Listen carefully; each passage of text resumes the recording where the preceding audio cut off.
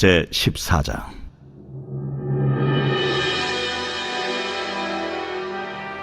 여호와께서 모세에게 말씀하여 이르시되, 이스라엘 자손에게 명령하여 돌이켜 바다와 믹돌 사이에 비아히롯 앞 곧 바알스몬 맞은편 바닷가에 장막을 치게 하라.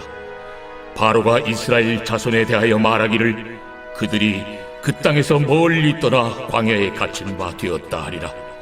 내가 바로의 마음을 완악하게 한즉 바로가 그들의 뒤를 따르리니 내가 그와 그의 온 군대로 말미암아 영광을 얻어 애굽 사람들이 나를 여호와인 줄 알게 하리라 하시매 무리가 그대로 행하니라.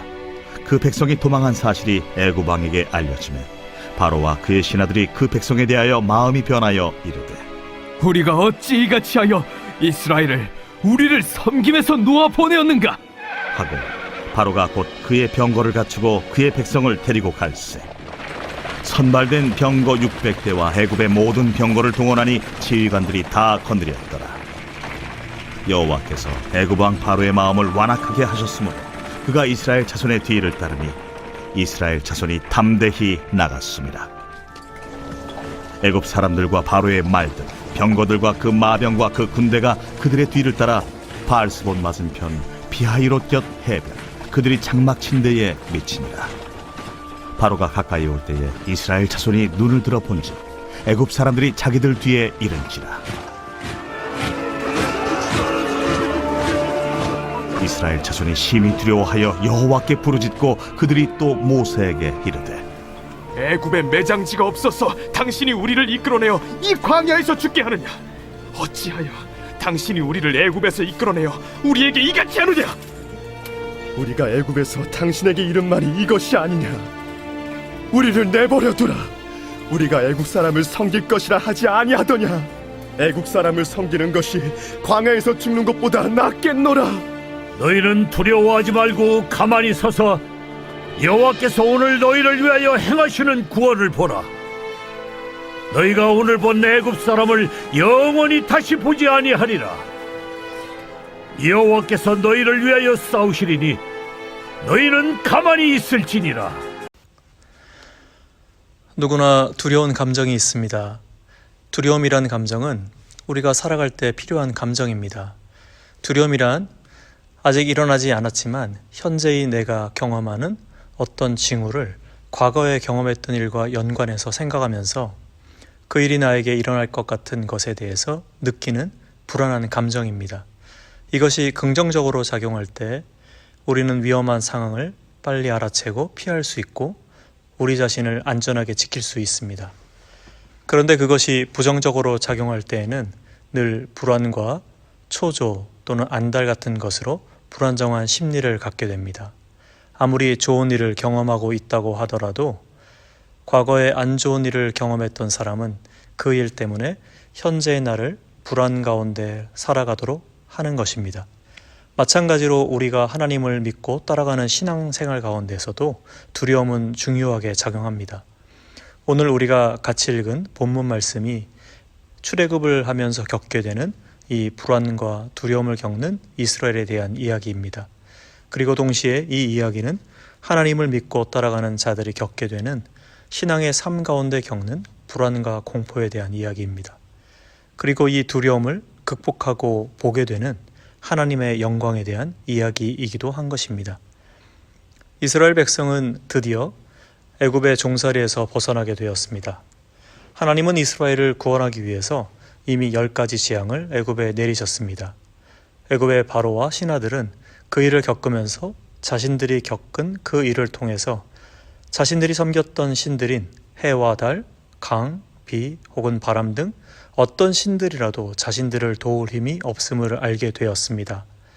그리고 이스라엘이 섬기는 여호와, 야훼 하나님이 천지를 창조하시고 자연을 다스리는 힘이 있는 하나님임을, 그분만이 참 신임을 알게 된 것입니다. 그 결과 바로와 그 신하들은 모세의 요구를 들어줘서 이스라엘이 하나님을 섬길 수 있도록 그들을 놔주었습니다. 출애굽기 13장 17절에 따르면 야훼 하나님은 이스라엘이 약속의 땅 가나안으로 가는 동안 혹시나 다른 민족 때문에 전쟁을 할까봐, 겁을 먹을까봐 짧은 길인 블레셋을 통해서 가는 길로 인도하지 않으시고 홍해 길로 인도하셨다고 합니다. 그리고 그 길로 인도하시는 동안에도 낮에는 구름 기둥, 밤에는 불 기둥으로 사막의 더운 낮과 추운 밤 가운데 이스라엘 백성을 보호하셨습니다. 어제의 말씀처럼 하나님은 자신의 백성 이스라엘을 세심하게 배려하시면서 이끌어 오셨습니다. 그리고 오늘 14장 2절에서 언급하듯이 이스라엘 백성을 바다와 믹돌 사이에 비하히롯이라는 곳에 거하게 하셨습니다. 이 비하히롯이라는 곳은 애굽을 방어하는 군대가 주둔하는 곳이었습니다. 그래서 하나님은 이스라엘 백성이 애굽의 수비군을 만나지 않게 하시려고 이곳 전에 이스라엘 백성을 머물게 하셨던 것입니다. 그리고 여기에서 하나님은 자신의 영광을 이스라엘에게 한 번 더 드러내시기 위해서 마지막 이벤트를 준비하고 계셨던 것입니다. 이런 상황 가운데에서 두려움에 휩싸여 움직였던 사람들이 있었습니다. 그 첫 번째 그룹의 사람들이 바로와 그 신하들입니다. 바로와 신하들은 갑자기 자신들이 무슨 일을 했던 것인가 깨달은 것입니다. 자신들이 이스라엘 백성을 놔줬다는 것을 깨닫게 되었죠. 처음에 이스라엘이 떠날 때만 하더라도 3일에서 4일 정도 광야에 가서 하나님을 예배하는 것으로 생각했을 것입니다. 그러나 바로가 알게 된 것은 이스라엘 모든 백성들이 애굽에서 필요한 모든 것을 챙겨서 돈과 폐물까지 다 가지고 떠났고 돌아오지 않을 것을 깨닫게 된 것입니다. 모세가 이야기했던 3, 4일의 여정이 아니라 영원히 애굽을 떠나는 것임을 깨닫게 된 것입니다. 그러자 자신들의 현실을 바라보게 되었습니다.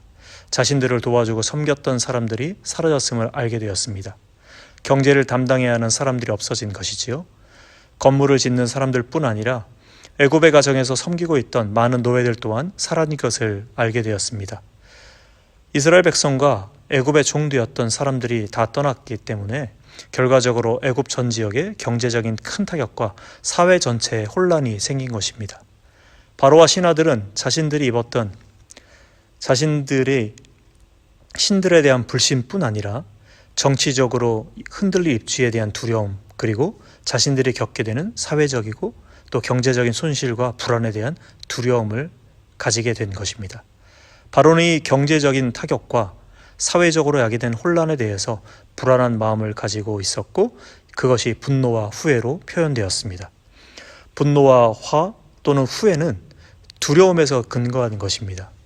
이 두려움으로 이성이 마비되게 되고 이성의 마비는 과거의 일들에 대해서 바르게 판단을 하지 못하게 되는 것입니다. 바로는 좀 전까지 그렇게 하나님의 심판의 재앙을 경험하고도 자신의 마비된 이성 때문에 자신의 눈에 보이는 온 병력을 다 동원하여서 이스라엘 백성을 쫓아가게 되도록 마음을 결심한 것입니다. 병력의 규모가 어마어마했습니다. 선멸된 600대의 기마대를 제외하고도 마차 그리고 나머지 모든 병거와 군대를 다 동원했습니다. 모든 병력을 동원하여서 자신들이 잃어버린 것을 되찾아올 준비를 하고 이스라엘을 쫓았던 것입니다.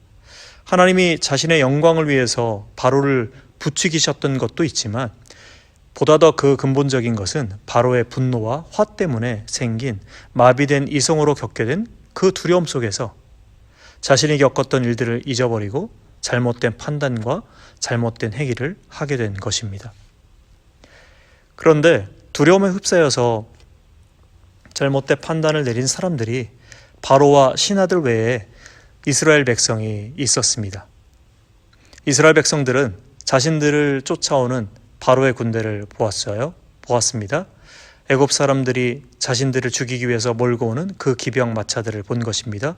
최하 600대의 마차가 일으키는 모래 폭풍과 그 함성 소리에 이스라엘 백성들은 아마 겁을 먹었을 것입니다.